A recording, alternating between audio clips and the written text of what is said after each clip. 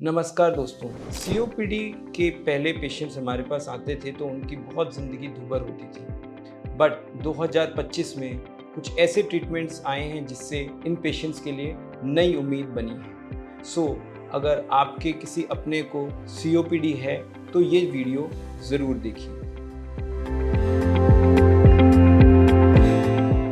COPD chronic obstructive pulmonary disease एक lungs की लंबे समय चलने वाली ऐसी बीमारी है जिसमें धुएं से, स्पेशली तंबाकू के धुएं को स्मोक और इनहेल करने से लंग्स में इन्फ्लेमेशन, सूजन हो जाती है, रुकावट हो जाती है और लंग के जो एयरवेज हैं वो फैल जाते हैं, जिसकी वजह से सांस लेने में तंगी होती है और ऑक्सीजन की कमी हो जाती है। ये एक इरिवर्सिबल डिजीज़ है। बट 2025 में कुछ ऐसे नए ट्रीटमेंट और मॉलिक्यूल्स आए हैं जो कि लंग्स के इन एयरवेज को खोलने में बहुत मदद करते हैं और सूजन को भी कम करते हैं।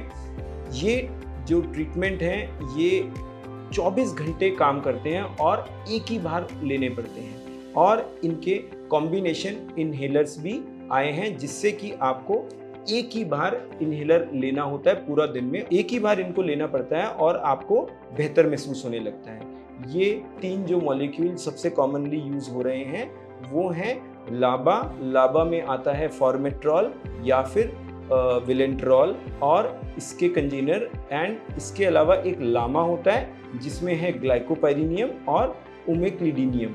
थर्ड है फ्लूटिकासोन फ्यूरोएट जो कि एक नोवल स्टेरॉयड, इनहेल्ड स्टेरॉयड है।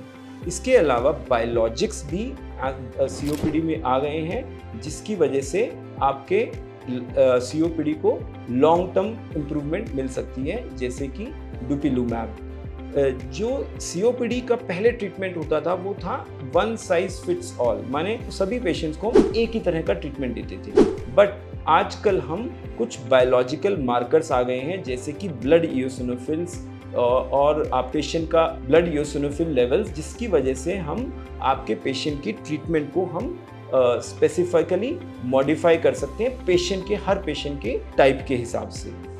इस दिन हमारे पास बड़े सारे ऐसे इनहेलर आ गए हैं जो कि वाईफाई से कनेक्टेड हैं और हम और पेशेंट्स की इनहेलर टेक्निक को मॉनिटर कर सकते हैं।